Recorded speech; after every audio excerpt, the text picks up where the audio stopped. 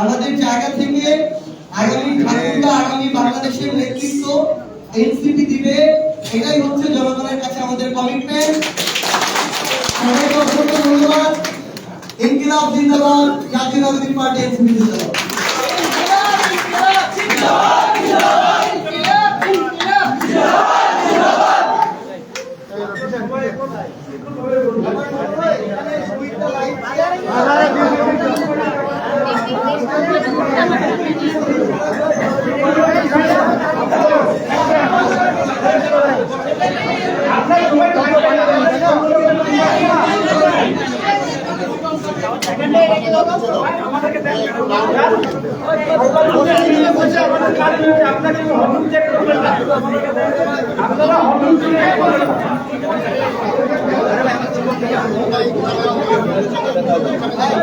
ভাই এক লোক পিছনে যান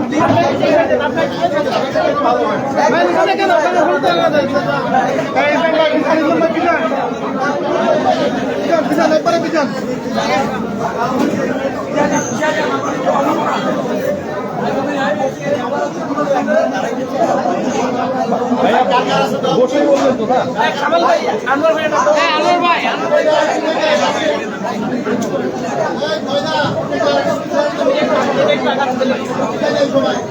দেখি দেখি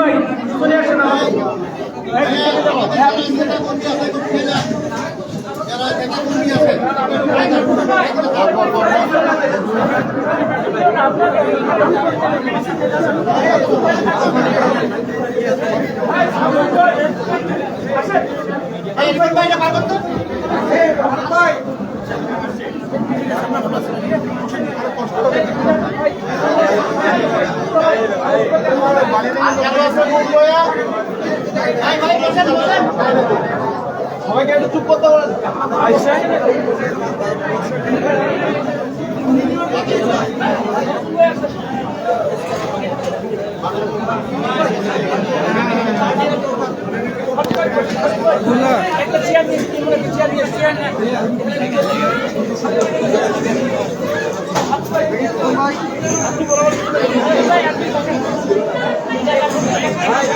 কথা বলবেন না, মুখটা বন্ধ রেখে কাজ করো।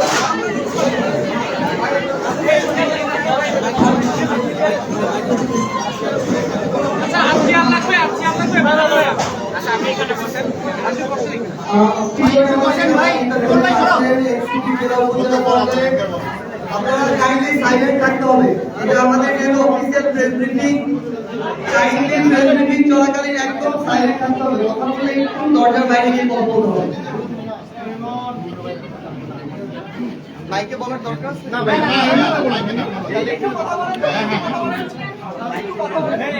আমরা চেক করি। আসসালামু আলাইকুম ঠাকুরদা। ভাই আরেকবার আপনারা কেমন আছেন? হ্যাঁ আলহামদুলিল্লাহ। এটা তো আমার বাড়ি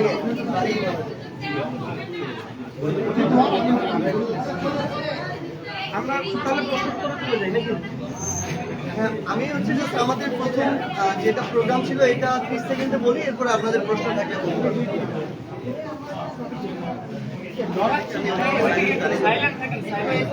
আমরা প্রেস ব্রিফিং শুরু করতেছি, সবাই কাইন্ডলি একটু সাইলেন্ট থাকবেন।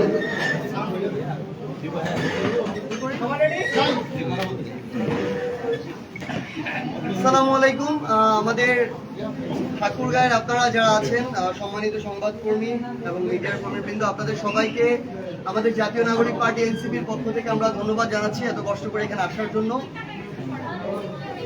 আমরা এই মুহূর্তে মনে করি যে জাতীয় নাগরিক পার্টিকে যদি আমরা পুরো বাংলাদেশের প্রত্যেকটি ঘরে পৌঁছে দিতে চাই, আমাদের প্রথম কাজ আমাদের সাংগঠনিক বিস্তৃতি এবং সাংগঠনিক শক্তিমত্তা আরো বৃদ্ধি করা। সেই লক্ষ্যে আগামী নভেম্বর মাসের মধ্যে বাংলাদেশের প্রত্যেকটি ওয়ার্ড পর্যন্ত আমাদের সাংগঠনিক কমিটি করা আমাদের লক্ষ্য। এই জন্য আমরা প্রত্যেকটি জেলা এবং উপজেলার সমন্বয় কমিটিতে যারা ছিল তাদেরকে নিয়ে আমরা একটি সাংগঠনিক সমন্বয় সভা করছি জেলা পর্যায়ে। এর আগে আমি মুখ্য সংগঠক উত্তরাঞ্চল হিসেবে সিলেট বিভাগের 4 জেলা শেষ করেছি। এরপরে আমার পঞ্চগড় জেলা করেছি, আজকে ঠাকুরগাঁ জেলা করলাম। একদিনের বিরতিতে আবার রাজশাহী বিভাগের জেলাগুলোতে যাব, এরপরে ময়মনসিংহ জেলা।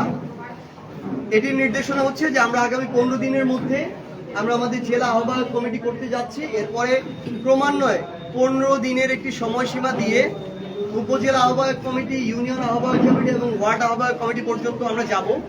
অর্থাৎ নভেম্বরের মধ্যে এই সাংগঠনিক বিস্তৃতির লক্ষ্যে আমরা আমাদের এই সাংগঠনিক সমন্বয় সভাটি আজকে সম্পন্ন করলাম।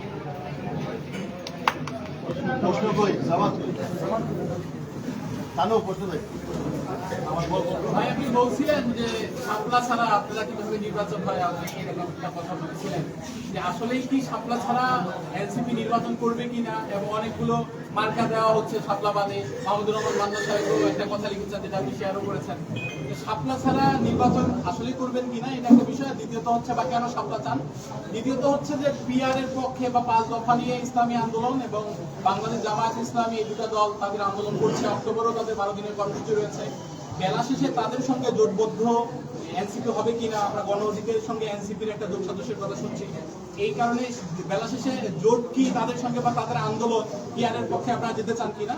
তৃতীয় বিষয় হচ্ছে বালিয়াডাঙ্গি, আপনি চেয়ার ভালো এগুলো দিয়ে তারপরে বলেন, আমি ভুলে যাবো।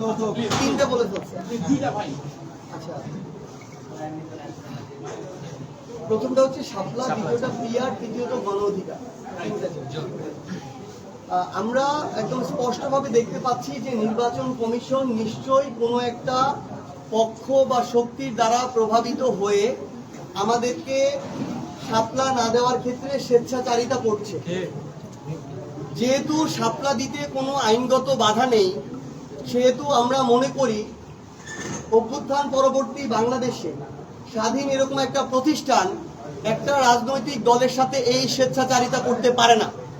যদি তারা এটা করে তাহলে এই নির্বাচন কমিশনের দ্বারা বাংলাদেশে একটা স্বাধীন নির্বাচন হবে, আমরা এই নির্বাচন কমিশনের প্রতি সেই আস্থা পাব না এবং আমাদের সরাসরি অনাস্থা থাকবে নির্বাচন কমিশনের উপরে নির্বাচনের ক্ষেত্রে। কারণ এইটুকু একটা চাপ যে নির্বাচন কমিশন সামলে উঠতে পারবে না, সেই নির্বাচন কমিশন কিভাবে পুরো দেশে আমাদেরকে একটা ফেয়ার ইলেকশন দিবে। তো আমরা অবশ্যই আমাদের জায়গা থেকে আইনগতভাবে, যেহেতু শাপলা পেতে কোনো বাধা নেই এবং এটা যে তারা ইনক্লুড করেন এটা তো তাদের দায়। তারা তো, আমরা যখন প্রথম আবেদন করেছি, কাগজপত্র জমা দিয়েছি, আমরা তো তখনই শাপলা দিয়েছি, এটা তো কয়েক মাস আগের কথা। তারা চাইলে তো এটা এমনিতেই আইন ও বিচার মন্ত্রণালয়ে পাঠাতে পারত এবং ইনক্লুড করতে পারত। সো এটা তাদেরই দায়িত্ব নিতে হবে, এটা কেন অন্তর্ভুক্ত হয়নি বা কিভাবে অন্তর্ভুক্ত তারা করবে। কিন্তু যেহেতু আইনগতভাবে কোনো বাধা নেই, এনসিপি মার্কা যদি হয় শাপলাই হবে এবং আমরা শাপলা মার্কা দিয়ে আগামী নির্বাচনে অংশগ্রহণ করতে চাই। এবং আমরা স্পষ্ট করে বলি, যদি এটা তারা এই স্বেচ্ছাচারিতা অব্যাহত রাখে, আমরা অবশ্যই এটা আইনগতভাবে এবং প্রয়োজন হলে রাজনৈতিকভাবে আমরা এটা মোকাবেলা করব। আরেকটি প্রশ্ন ছিল পিআর পদ্ধতি। আমরা দেখেন, জামায়াত ইসলামী তাদের ইসলামিক কয়েকটি দল নিয়ে তাদের একটি অ্যালায়েন্স হয়েছে, যেটার মাধ্যমে তারা মাঠে আন্দোলনে যাচ্ছে, এর আগে কর্মসূচি করেছে, সামনেও করবে। আমাদের এনসিপির অবস্থান একদম স্পষ্ট। আমরা মনে করি এই মুহূর্তে বাংলাদেশের জন্য উচ্চকক্ষে পিআর প্রাসঙ্গিক, কিন্তু এই মুহূর্তে বাংলাদেশে নিম্নকক্ষে পিআর হওয়ার মতো অবস্থা তৈরি হয়নি বা প্রাসঙ্গিক নয়। সেটা দিয়ে আমরা যতটা ভালো কিছু প্রত্যাশা করি ততটুকু হওয়ার আমরা এই মুহূর্তে সম্ভাবনা দেখছি না। সেই জায়গা থেকে আমাদের স্পষ্ট অবস্থান শুধুমাত্র উচ্চকক্ষে পিআর। তো যে কয়েকটি গুরুত্বপূর্ণ দাবি নিয়ে জামায়াত ইসলাম এবং তাদের অ্যালায়েন্স রাজপথে আন্দোলনটাতে নামছে বা করছে, তার মধ্যে অত্যন্ত গুরুত্বপূর্ণ এটা একটা। যেহেতু আমাদের এখানে পার্থক্য রয়েছে একদম গুরুত্বপূর্ণ জায়গায়, এই কারণে আমরা একই সাথে আন্দোলনে নামছি। তবে তাদের অন্যান্য যে গুরুত্বপূর্ণ কিছু দাবি আছে, যেমন জুলাই সনদের আইনগত ভিত্তির বিষয়ে, সংস্কারের বিষয়ে, বিচারের বিষয়ে, এই বিষয়ে তাদের সাথে আমাদের যে ঐক্যমত্য এটা অবশ্যই বহাল থাকবে এবং এই বিষয়ে তাদের প্রতি আমাদের সাপোর্টও থাকবে। আর গণ অধিকার পরিষদের বিষয়ে বলেছেন, এই বিষয়ে আসলে এখনো আলোচনা চলছে। আমাদের একীভূত হওয়ার প্রশ্নে তারা বা আমাদের দুই পক্ষই পজিটিভ ছিল যে গণ অধিকার পরিষদ এনসিপি একীভূত হবে, কিন্তু এখানে খুব গুরুত্বপূর্ণ বিষয় কি, সেখানে তো তাদের শীর্ষস্থানীয় নেতৃবৃন্দ রয়েছে, তাদের এখানে অ্যাকোমোডেট করার বিষয়, কে কোন পদে যাবে না যাবে, এই বিষয়গুলো কিন্তু গুরুত্বপূর্ণ। সো ওই আলোচনাটা এখনো একেবারে শেষ হয়ে যায়নি, আলোচনা চলছে। যদি পজিটিভ প্রত্যাশিত রেজাল্ট আসে, আমরা আপনাদের সবাইকে ডেকে এটা পুরো বাংলাদেশের সামনে একবারে আমরা প্রকাশ করব। এখানে 14 দল এবং জাতীয় পার্টি নিষিদ্ধের একটা বিষয় আছে। জাতীয় পার্টি ইলেকশন বা নিষিদ্ধ, এই ব্যাপারে আপনারা এটা আমাদের আহ্বায়ক, সদস্য সচিব এবং আমাদের অন্যান্য নেতৃবৃন্দ বারবার ভাই স্পষ্ট করেছে যে আমরা মনে করি আওয়ামী লীগকে স্বৈরাচারী আওয়ামী লীগ হয়ে উঠতে সহযোগিতা করেছে জাতীয় পার্টি, আওয়ামী লীগকে সরকারি দল হওয়ার বৈধতা দিয়েছে জাতীয় পার্টি, ভারতীয় আধিপত্যবাদকে বাংলাদেশে প্রতিষ্ঠা করতে সবচেয়ে বেশি সহযোগিতা করেছে জাতীয় পার্টি, নির্বাচনে 7 দিন 15 দিন 1 মাসে গিয়ে ভারতে গিয়ে আরামায়েশ করে প্রেসক্রিপশন নিয়ে এসে বাংলাদেশে ভণ্ডামির নির্বাচন করে বিরোধী দল সেজে সকল সুযোগ সুবিধা নিয়েছে জাতীয় পার্টি। এই জাতীয় পার্টি এখন যদি সাধু সাজে, এই সুযোগ নাই, বাংলাদেশের মানুষের সুযোগ দিবে না। আমরা স্পষ্টভাবে মনে করি আওয়ামী লীগ গিয়েছে যেই পথে, জাতীয় পার্টিকে যেতে হবে সেই পথে। একইভাবে আইনগত প্রক্রিয়ায়, বিচারিক প্রক্রিয়ায় জাতীয় পার্টি তাদের রাজনীতিকে বাংলাদেশে নিষিদ্ধ করতে হবে। জাতীয় পার্টি, এই জামায়াত ইসলামের যে অ্যালায়েন্স, তাদের সাথে এনসিপির ওই জায়গায় পুরোপুরি একমত থাকে। গণ অধিকার পরিষদের ভারপ্রাপ্ত সভাপতি উনি ফারুক হাসান মন্তব্য করেছেন যে এই বর্তমান সরকারের প্রশাসনে এখনো 80% আওয়ামী লীগের লোক, এই অবস্থাতে নির্বাচন দিলে নির্বাচন সুষ্ঠু হবে না, বলছে সুষ্ঠুভাবে এই 80% প্রশাসনের 70% ফারুক হাসান বলছে যে যদি এই মুহূর্তে নির্বাচন হয় তাহলে তাদের লোকজন দিয়ে কি সুষ্ঠু নির্বাচন সম্ভব? আপনারা কি মনে করেন? আমি ওই যে পার্সেন্টেজটা আমি মানে এক্সাক্ট বলতে পারবো না, যেহেতু পুরো বাংলাদেশের জরিপ আমি করিনি বা আমার পার্টিও করেনি, এক্সাক্ট সংখ্যাটা বলবো না। কিন্তু আমি এই জিনিসটাতে তার সাথে আংশিকভাবে একমত প্রকাশ করব যে আওয়ামী লীগের সময়ে বিভিন্ন গুরুত্বপূর্ণ আইন শৃঙ্খলা বাহিনী থেকে শুরু করে বিভিন্ন গোয়েন্দা সংস্থায় রাজনৈতিকভাবে অনেক নিয়োগ হয়েছে। তারা কিছুদিন ঘাপটি মেরে থাকলেও এখন তারা আওয়ামী লীগকে বিভিন্ন তথ্য দিয়ে বিভিন্ন জায়গায় আইন শৃঙ্খলা রক্ষাকারী বাহিনীর তৎপরতাকে নিষ্ক্রিয় করে এবং যেই অ্যাকশনটা নেওয়া দরকার সেগুলো না নিয়ে তারা আওয়ামী লীগকে সহযোগিতা করছে। তো আমরা মনে করি যে এই ধরনের যারা আছে তারা সুষ্ঠু নির্বাচনের অনেক বড় একটা অন্তরায় এবং এরা নির্বাচনে বিশৃঙ্খলা সৃষ্টি করার চেষ্টা করবে। পাশাপাশি আমরা আরো আরেকটা গুরুত্বপূর্ণ বিষয় মনে করি, প্রশাসনের ডিসি থেকে এসপি, ওসি থেকে ইউএনও, এসআই থেকে কনস্টেবল, এইরকম গুরুত্বপূর্ণ জায়গায় যারা আছেন, যারা নির্বাচনে গুরুত্বপূর্ণ দায়িত্বে থাকবেন মাঠ পর্যায়ে, আমরা মনে করি শুধু আওয়ামী লীগ নয়, অন্য আরো রাজনৈতিক দলের তোষামদি বা তেলবাজি করা শুরু করেছে এরকম কিছু প্রশাসনিক বা আইন শৃঙ্খলার সাথে জড়িত কর্মকর্তা। তারা তাদের পেশাদারিত্ব বজায় না রেখে অলরেডি তাদেরকে বিভিন্ন দলের ওসি, এসপি, ইউএনও, ডিসি হিসেবে ঘোষণা দিয়ে ফেলেছে। আমরা মনে করি তারাও একটা সুষ্ঠু নির্বাচনের বড় অন্তরায়। সবাই যে করছে এটা না, কিন্তু আমরা প্রত্যাশা করি আমরা মাননীয় স্বরাষ্ট্র উপদেষ্টা যিনি আছেন তার মাধ্যমে এই নির্বাচনের সাথে সংশ্লিষ্ট যারাই আছেন, আমরা স্পষ্ট করে বলি যারা নিজেদের পেশাদারিত্ব বজায় রাখতে পারবে, পুলিশের হোক, প্রশাসন ক্যাডারের হোক কিংবা অন্যান্য জায়গার, আমরা তাদেরকে দায়িত্বে দেখতে চাই।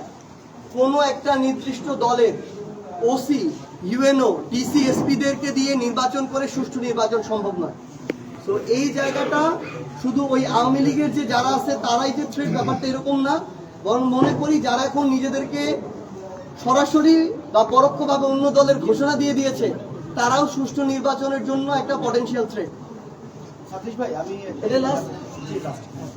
আমি জানতে চাই যে আমি আসলে এই বিগত দিনে জানতে চাচ্ছি যে অনুষ্ঠানের সময় আমি একটা রিক্সাওয়ালার রিক্সা, তো বলছে যে যেই সংস্কার বা নতুন বাংলাদেশের জন্য গণ অভ্যুত্থান আপনারা সারথি, তো প্রশ্নটা হচ্ছে তার এমন যে আপনারা, আমি এনসিপি বাদ দিলাম, জামাত বাদ দিলাম, রাজনৈতিক দল হিসেবে বাদ দিলাম, আপনি একজন গণ অভ্যুত্থানকারী এবং সামনের সারিতে ছিলেন, তো সামনে একটা নির্বাচন আসবে, এই নির্বাচনে কি কি সংস্কার, এই যে সংস্কার কমিশন কি কি সংস্কার বুঝে নিয়ে আপনারা আসলে মনে করবেন যে হ্যাঁ এখন একটা নির্বাচন হবে? অনেকগুলো সংস্কারের প্রস্তাব ছিল এবং এই জায়গায় গুরুত্বপূর্ণ কিছু সংস্কার আছে এবং আপনি দেখবেন বিএনপি অনেক গুরুত্বপূর্ণ সংস্কার, যেগুলো ধরেন 50টা সংস্কারের চেয়ে ওই 5টা সংস্কার গুরুত্বপূর্ণ। ওই গুরুত্বপূর্ণ সংস্কারগুলোতে আবার নোট অফ ডিসেন্ট কিন্তু নোট অফ ডিসেন্ট দিয়েছে মানে এমন না যে ঐক্যমত্য কমিশন এগুলো বাদ দিয়ে দিবে। এখন পর্যন্ত আমরা ওইগুলোকে পাচ্ছি, দেখছি। যেগুলোতে এখন পর্যন্ত ঐক্যমত্য কমিশনের সিদ্ধান্ত হয়েছে যে এগুলো তারা জুলাই সনদে দেখতে চায় এবং জুলাই সনদের ড্রাফট তৈরি হয়েছে, আমরা মনে করি ওইগুলোর যদি আইনগত ভিত্তি দেয়া হয় এবং ওই আইনগত ভিত্তি, যে আইনগত ভিত্তি হলে এটার সাস্টেইনেবল, এটার এক্সিকিউশন সম্ভব এবং কেউ যদি এটা না করে তার বিরুদ্ধে আইনগত ব্যবস্থা নেওয়া সম্ভব, কোনো সরকার যদি গিয়ে না করে, তাহলে এই জুলাই সনদেই পরই আমরা আমাদের জায়গা থেকে বাংলাদেশের সুষ্ঠু নির্বাচনের দিকে যেতে পারি, এটাতে কোনো সমস্যা নেই। কিন্তু সবচেয়ে গুরুত্বপূর্ণ হচ্ছে এই জুলাই সনদের বাস্তবায়নটা। এখন পর্যন্ত সকল বিশেষজ্ঞদের সাথে পরামর্শ মতে আপনি দেখবেন সবচেয়ে বেস্ট বাস্তবায়নের উপায় হচ্ছে গণপরিষদ নির্বাচন, যেখানে সংবিধানটা নতুন করে আসবে এবং এগুলা নতুন সংবিধান ইনপুট দিয়ে দেওয়া হবে। তো আলটিমেটলি সংশোধন, অর্ডিন্যান্স, কাটাছেঁড়া, আইন কানুনের মারপ্যাচ এগুলোর কোনো কিছু থাকতেছে না। তো আমরা এই জন্য এনসিপির পক্ষ থেকে আমরা গণপরিষদ নির্বাচন চেয়েছি। এমন না যে দুইটা আলাদা নির্বাচন হতে হবে, একটা গণপরিষদ একটা সংসদ, নো, একটাই নির্বাচন হবে। শুধু এইটুকু দায়িত্ব থাকবে যে ওই সংসদটার একটা অংশ বা কিছু মানুষ 50 জন 100 জন গণপরিষদের সদস্য হিসেবে কাজ করবে, পরের 6 মাসে তারা সংবিধান প্রণয়ন করবে। এক্ষেত্রে উচ্চ কক্ষ তো তাদেরকে সহায়তা করবেই, কারণ ওখানে এক্সপার্টরা থাকতেছে। এটা বেস্ট ওয়ে। তাছাড়াও জামায়াতের পক্ষ থেকে গণভোটের কথা এসেছে, যেখানে জনগণের বিশাল একটা চাপ বা ম্যান্ডেট থাকে। এছাড়া বাকি যত ওয়ের কথা বলা হচ্ছে না কেন, এগুলোর সবকিছুর অনেক বড় পার্থক্য আছে। সো আমরা চাই একদম জুলাই সনদের ওই আইনি ভিত্তি হোক, যেটা দিয়ে জুলাই সনদের প্রকৃতপক্ষে বাস্তবায়ন হবে। ফাইনালি আমি ঠাকুরগা নিয়ে কিছু কথা বলতে চাই। আমাদের জায়গা থেকে আমাদের নেতাকর্মীদের মাধ্যমে হোক, আমাদের সাধারণ যারা জনগণ, যাদের সাথে আমরা যখন কথা বলা হয়, তাদের মাধ্যমে যখন জানতে পারি, আমাদের কাছে এই অভিযোগ আসে। আমরা সবার কথা বলবো না, কিন্তু এই ঠাকুরগাঁ জেলার সাথে সংশ্লিষ্ট প্রশাসনের বলি, পুলিশের বলি, একদম উপর থেকে শুরু করে নিচ একজন কনস্টেবল পর্যন্ত, কিংবা নির্দিষ্ট একটা অফিসের যিনি সর্বোচ্চ কর্মকর্তা বা ইনচার্জ হিসেবে আছেন, উনার পর্যন্ত বা এই প্রত্যেকটা লেয়ারের কারো কারো সম্পর্কে আমাদের কাছে এই অভিযোগ আসে যে তাদের কাছে এখন টাকা ছাড়া কোনো কাজ হয় না। আমি কখনোই সবার কথা বলবো না, এখনো প্রফেশনাল লোকজন আছে দেখে টিকে আছে বা ফাংশন করতেছে, কিন্তু এরকম বেশ কিছু মানুষ আছে গুরুত্বপূর্ণ দায়িত্ব, যাদের কাছে টাকা ছাড়া কোনো কাজ হয় না। এমন কিছু মানুষ আছে যাদের কাছে দলীয় সুপারিশ ছাড়া আপনি একটা ওই এফআইআর পর্যন্ত ওখানে করতে পারবেন না, বা আপনি একটা জিডি পর্যন্ত করতে পারবেন না। তো আমরা প্রশাসনকে এরকম দলীয় তোষামতকারী প্রশাসন হিসেবে চাই না। আমরা আইন শৃঙ্খলা রক্ষাকারী বাহিনীকে মানে টাকার জুয়ারি হিসেবে দেখতে চাই না। এবং ঠাকুরগাঁর মতো একটা জেলায় কিন্তু আমাদের বর্ষিয়ান একজন রাজনীতিবিদ আছে, জনাব মির্জা ফখরুল ইসলাম আলমগীর, একদম সজ্জন একজন ব্যক্তি এবং ফ্যাসিস্ট বিরোধী লড়াইয়ের অন্যতম একজন ব্যক্তি, বিএনপির তিনি মহাসচিব। তো এই জায়গায় যখন এগুলো হয়, এগুলো কিন্তু তার মতো যারা সজ্জন ব্যক্তি তাদের উপরেও এগুলো দায় চলে যায়। আমাদের এনসিপির যারা আছে আমাদেরও এটা পরোক্ষভাবে দায় আসে, কারণ আমরা তো এটার অংশ, এই জেলার একটা অংশ। কিন্তু কার দায় কম কার দায় বেশি এটা জনগণ তাদের জায়গা থেকে বুঝতে পারে, নিজস্ব যে ছোট ছোট সার্কেল এখানে প্রকাশও করে।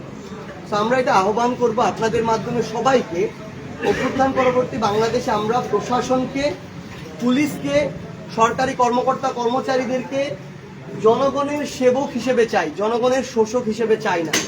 আশা করি আগামীতে ঠাকুরগাঁয় আমরা এটার বাস্তবায়ন দেখতে পাবো। আপনাদের সবাইকে জাতীয় নাগরিক পার্টি এনসিপির পক্ষ থেকে অনেক ধন্যবাদ। ভাই একটা বিষয়, গণঅভ্যুত্থানের পরে 2024 সালে আপনি সরকারি বালক উচ্চ বিদ্যালয়ে বড় মাঠে এসেছিলেন, সেখানে এসেও আমরা আপনার একই বক্তব্য শুনেছি যে ঠাকুরগাঁয় মামলা বাণিজ্য চলছে, টাকা ছাড়া কাজ হচ্ছে না। বরাবরই যখন আপনি ঠাকুরগাঁও আসেন এই কথাটা আপনি বলেন। ঠাকুরগাঁও সব জায়গায় বলি, পঞ্চগড়ে বলছি। আচ্ছা, ঠাকুরগাঁও আপনি বলেছেন এটা। এই যে এক বছর হলো হচ্ছে, আপনি উত্তরাঞ্চলের মুখ্য সংগঠক আন্দোলন করেছেন, কিন্তু কোনো পরিবর্তন কিন্তু ঠাকুরগাঁওবাসী পাচ্ছে না। এখন 1 বছর আগে যা বলেছেন 1 বছর তাই চলছে, এখনো তাই চলছে। এই আপনি একজন উত্তরাঞ্চলের সংগঠক হিসেবে বা আমরা কিন্তু ঠাকুরগাঁয়ের মানুষ যারা সাংবাদিকতা করি, আপনি কতটুকু পরিবর্তন করতে পেরেছেন এবং গণঅভ্যুত্থান পরবর্তী আপনি ঠাকুরগাঁর জন্য কিছু করতে পেরেছেন কিনা? আমাদের তো প্রত্যাশা যে আমাদের একজন উত্তরাঞ্চল মুখ্য সংগঠক আছে, আমাদের মহাসচিব আছেন, এই আমাদের যে এই ডেভেলপমেন্টের জায়গাটায় আমরা পিছিয়ে পড়া, অবহেলিত বলা হয়, কিন্তু বাস্তবিক অর্থে আমরা কতটুকু ফলপ্রসূ হচ্ছি, এই জায়গাটা থেকে আপনি আপনার জায়গা থেকে কি করতে পেরেছেন ঠাকুরগাঁয়ের জন্য? এটা 1 নম্বর। 2 নম্বর হচ্ছে বালিয়াডাঙ্গিতে একটি প্রতিষ্ঠান আছে, যে প্রতিষ্ঠান এবারে জাতীয়করণ হয়েছে গণঅভ্যুত্থান পরে। গণঅভ্যুত্থানের আগে সেটা আওয়ামী লীগের দবির ইসলাম এমপি শহীদ আকবর আলী বিজ্ঞান প্রযুক্তি কলেজ, সেটাতে আমরা গিয়েছিলাম। সেখানে বলছে যে গণঅভ্যুত্থান পরবর্তী সার্জিৎ ভাই আমাদের এটা জাতীয়করণ করেছে, যদি একটা সমীরোদ্দিন সেখানে একটা আছে। তো এটা আওয়ামী লীগের একত্র আধিপত্য সেই প্রতিষ্ঠানে ছিল এবং যে প্রিন্সিপাল আছে তার বিরুদ্ধে অসংখ্য দুর্নীতির অভিযোগ। তারা বলছিলেন যে সমীরুদ্দিনকে না করে সেটা কেন করা হলো, বা মানে মোটা জায়গা হচ্ছে যে সেখানে আপনার কোনো যোগসাজ ঠিক আছে আছে। ভাই, প্রথমটা একটা জিনিস বলি ভাই, আপনি এর আগে যখন বলছেন যোগ সাজর শব্দটা নেগেটিভ, নেতিবাচক, পজিটিভ বলতে হবে, সম্পৃক্ততা আছে। কোনো সম্পৃক্ততা আছে? প্রথমটা যেটা হচ্ছে আপনি ঠাকুরকে নিয়ে যেটা বললেন, আমি আমার জায়গা থেকে আমার গুরুত্বপূর্ণ কাজ যেটা, আমি মনে করি যে প্রথম আমি প্রবলেমটা ফাইন্ড আউট করলাম। এটা করার পরে আমি সরাসরি বিএনপির সম্মানিত মহাসচিব সাহেব আছেন, আমি ওনার সাথে সরাসরি দেখা করে এটা নিয়ে কথা বলেছি যে ঠাকুরগা এটা চলছে, আমাদের কাছে এটা খবর আসছে, সত্য মিথ্যা এখন আমরা যাচাই করতে পারিনি, কিন্তু খবর আসছে, অভিযোগ আসছে। তো আমাদের, আপনি যেহেতু ওই জায়গায় একজন রাজনীতিবিদদের মধ্যে একজন পথিকৃৎ, এটার একসাথে কাজ করতে হবে আমাদের জায়গা থেকে, আপনার সহযোগিতা প্রয়োজন। উনি ওনার জায়গা থেকে সহযোগিতা করার আশ্বাস দিয়েছেন এবং আমি আমার জায়গা থেকে জেলা প্রশাসক, জেলা পুলিশ সুপার, তাদেরকে একাধিকবার এই অভিযোগ আমি দিয়েছি। আপনি জেনে থাকবেন, আপনার ঠাকুরগাঁও সদর উপজেলার একজন ওসি ছিল, যে ওসি টাকা ছাড়া কোনো কথা শুনতো না, যে ওসির সাথে কথা বলার আগে আপনার পলিটিক্যাল লবিং লাগতো, ওই ওসি পরবর্তীতে পরিবর্তন হয়েছে, একদিনে স্ট্যান্ড রিলিজ হয়েছে। সেই জায়গায় আমার জায়গা থেকে এখানে সরাসরি অভিযোগ ছিল এবং এই অভিযোগ আমি সরাসরি বাংলাদেশ পুলিশের মহাপরিদর্শক আইজিপি মহোদয়কে পর্যন্ত দিয়েছিলাম। আমার জায়গা থেকে আমি এই ভয়েসটা রেজ করতে পারি, আমার জায়গা থেকে প্রশাসনিক তার ঊর্ধ্বতন কর্মকর্তা যারা, আমি তাদেরকে জানাতে পারি, কিন্তু যারা রাজনৈতিক গুরুত্বপূর্ণভাবে ভূমিকা পালন করছে এই কাজগুলো, তাদের সম্পৃক্ততা রয়েছে। তো বিভিন্ন পর্যায়ে নেতা কর্মী, আমি বলবো না গুরুত্বপূর্ণ মানে যে সভাপতি সেক্রেটারি, ব্যাপারটা এরকম না, একজন সংগঠকও গুরুত্বপূর্ণ হইতে পারে, কারো ডান হাত বাম হাতেও গুরুত্বপূর্ণ হইতে পারে। এটা রাজনৈতিকভাবে তাদেরকে এই হেদায়েতের মধ্য দিয়ে যাইতে হবে। মানে তারা যদি এটা না করে ভাই, আওয়ামী লীগ থেকে যদি শিক্ষা না নেয়, হয়তো তারা 1 বছর 2 বছর এই আচরণটা চালাইতে পারে। মানুষ তখন বিরক্ত হয়ে পিঠ থেকে গিয়ে সামনে আসতে 16 বছর লাগছে, আমি আপনাদেরকে এখানে ঠাকুরগাঁয়ে বলে যাইতেছি আগামীতে 5 বছর লাগবে না। তো এটা আমরা আমাদের জায়গা থেকে ভয়েসটা রেজ করতেছি, মাঝে মাঝে প্রত্যক্ষভাবে কথাগুলো বলতেছি, ডিরেক্টলিও কিছু ক্ষেত্রে ইন্ডিকেট করতেছি। আমরা চাই এটা সংশোধন হোক এবং আমরা যদি এটা রাজনৈতিকভাবে এটাতে প্রতিবাদ আরো করতে চাই, আবার এনসিপিকে আরো সাংগঠনিকভাবে শক্তিশালী করতে হবে।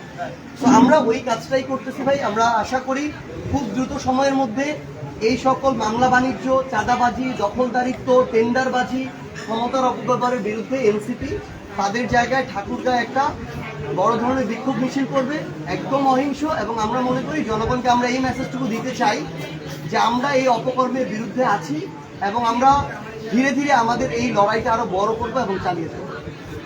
আর বালিয়াডাঙ্গি ভাই একটা কি বিষয় বলছেন, আমি একটা জিনিস বলি ভাই, প্রতিষ্ঠানকে আমি দলের দৃষ্টিতে দেখতে চাই না। আওয়ামী লীগ যদি বাংলাদেশের যে কোনো প্রতিষ্ঠানের সামনে বঙ্গবন্ধু, শেখ রাসেল, শেখ হাসিনা দিয়ে যে কাজগুলো করেছিল, এগুলো হচ্ছে রাজনৈতিক নোংরামি। কোনো একটা প্রতিষ্ঠান হয়ে গিয়েছে, সেটার সাথে কয়েকশো শিক্ষার্থী সম্পৃক্ত, ওইখানে আগে দলীয় প্রভাব ছিল, এখন তো আওয়ামী লীগ নাই, তার মানে ওইখানে দলীয় প্রভাব এখন আওয়ামী লীগের নাই। আমি এখন আমার জায়গা থেকে কথা বলতে চাই যে অন্য কোনো দলেরও যেন দলীয় প্রভাব না থাকে, এনসিপিরও যেন দলীয় প্রভাব না থাকে, বিএনপিরও যেন না থাকে, জামায়াতেরও না থাকে। প্রতিষ্ঠানকে আমি প্রতিষ্ঠান হিসেবে দেখতে চাই, শিক্ষা প্রতিষ্ঠান হিসেবে। তো আমার জায়গা থেকে স্পষ্ট বার্তা, শুধু এই বালিয়াডাঙ্গি না, ঠাকুরগাঁও, বাংলাদেশের যে কোনো জায়গায় যদি কোনো একটা শিক্ষা প্রতিষ্ঠানের শিক্ষক শিক্ষার্থীরা আমার কাছে আসে, ওইটা নিয়ে আরেক পক্ষ যারা সরকার বা মন্ত্রণালয়, আমি তাদের সাথে কথা বলবো। তারা যদি যৌক্তিক মনে করে এই দাবিটা তাদের, তারা প্রসিড করবে। এখানে কোনো নির্দিষ্ট প্রতিষ্ঠান জেলা উপজেলা ফ্যাক্ট না ভাই, অন্যটার সাথে কম্পেয়ার করার প্রয়োজন নাই। অন্যটাও যদি আসে আমি কথা বলবো, যৌক্তিক হলে তারাও প্রসিড করবে, কোনো সমস্যা নেই। তবে একটা জিনিস শুধু আপনাদেরকে অনুরোধ করি, আপনাদের মাধ্যমে ঠাকুরগাঁ জেলা না, পুরো বাংলাদেশের সকল জেলার সকল মানুষকে একটা অনুরোধ করি, আমার জেলায় কয়েকটা স্কুলে 6 থেকে 10 লেভেল ছাত্রদল কমিটি দিয়েছে। আমি একদম স্পষ্টভাবে বলি, এনসিপি এটাকে ভিন্নভাবে প্রত্যাখ্যান করছে। স্কুলে 6 থেকে 10 এর বাচ্চাদের মধ্যে যদি আপনি এই ছাত্র রাজনীতি, লেজুর ভিত্তিক ছাত্র রাজনীতি ঢুকায় দেন, অল্প কয়েকজন মানুষ হয়তো তাদেরকে অ্যাবিউজ করবে, কিন্তু এর মধ্য দিয়ে আপনার আমার পরবর্তী পুরা প্রজন্ম একটা কলুষিত শিক্ষা ব্যবস্থার মধ্য দিয়ে বেড়ে উঠবে, কোয়ালিটিলেস শিক্ষা ব্যবস্থার মধ্য দিয়ে বেড়ে উঠবে। এবং এখন তো আপনি মনে করতেছেন আপনার এলাকায় ঠাকুরগাঁয়ের পরিবেশটা আপনি রংপুরে পাঠাবেন, ঢাকায় পাঠাবেন, কয়েকদিন পরে বাংলাদেশে আর পাঠানোর জায়গা পাবেন না। তো আপনাদেরকে এইটুকু আহ্বান করব যে স্কুল লেভেলে যেই দলে, ইভেন যদি এনসিপিরও কেউ ছাত্র রাজনীতির কমিটি দেয়, আপনারা এটা একদম শক্তভাবে প্রতিবাদ জানাবেন। আমরা আমাদের জায়গা থেকে যেহেতু দলীয়ভাবে এটাকে সাপোর্ট করি না, আমরা দলীয়ভাবে কর্মসূচির মাধ্যমে এটার প্রতিবাদ জানাবো। সবাইকে অসংখ্য ধন্যবাদ। আসসালামু আলাইকুম। থ্যাংক ইউ ভাই।